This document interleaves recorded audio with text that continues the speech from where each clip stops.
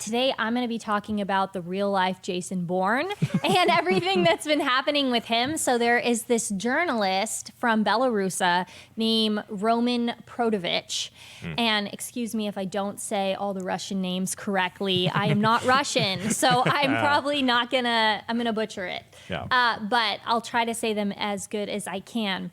So it's been very, very interesting. This is what happens to a country when they don't have free speech, when they have a dictator.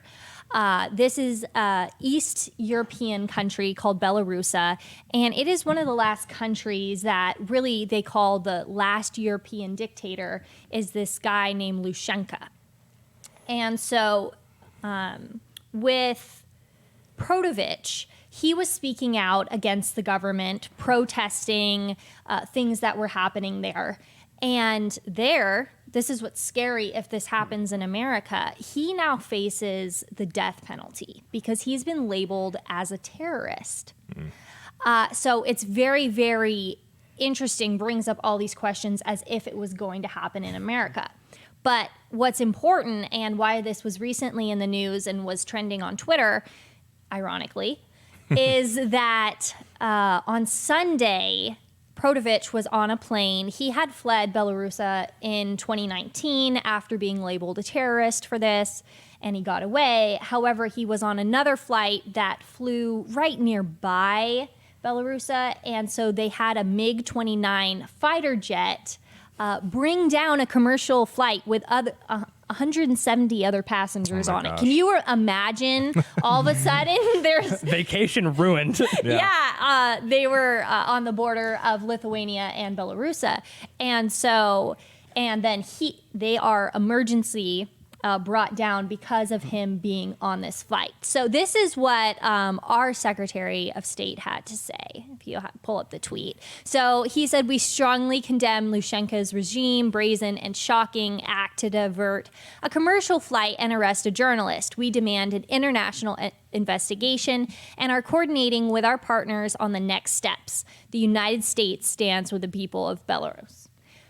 I think it's very good that the American have come out against this. But, my question is, as we're seeing things just like Twitter banning that person saying that, Right.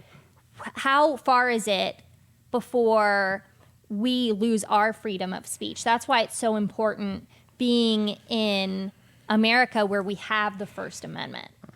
Well, I mean, I think we're already past the threshold in terms of these forms of social media. Like we don't have freedom of speech. Like if Twitter sees any of my tweets that refers to transgender people by their biological pronouns, I'm off. Like good thing I'm not famous and nobody knows who I am, because that keeps me on the platform. But as soon as that happens, I'm gone. So I don't have absolute freedom of speech in that instance. So no, you absolutely don't.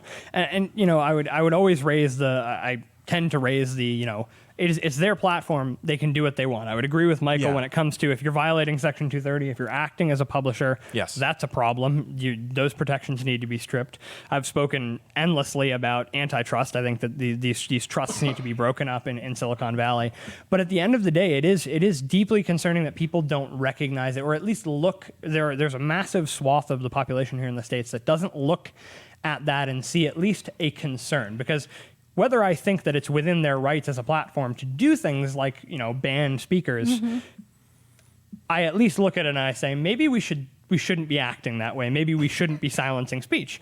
And when we look at these other countries, we even look at Canada and Britain, and we say, oh, well, they have freedom of speech. It's very different in the United States when we have it enshrined. We have it in the First Amendment, in our Constitution as, philosophically, I hate to get philosophical on the show, but philosophically, it's a God-given right. You look at it and you say that's a right that pre-exists government, whether you're a Christian, whether you're a Muslim, whether you're an atheist. It's a right that pre-exists the government, and the government can't be infringing upon it.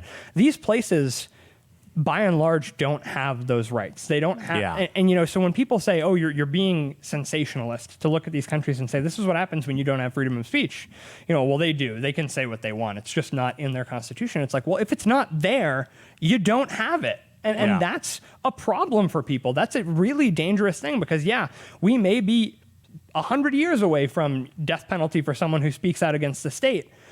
But it's something to consider. We have people like Edward Snowden still on the run in Russia for releasing, That's true. papers from the government. That's seriously concerning.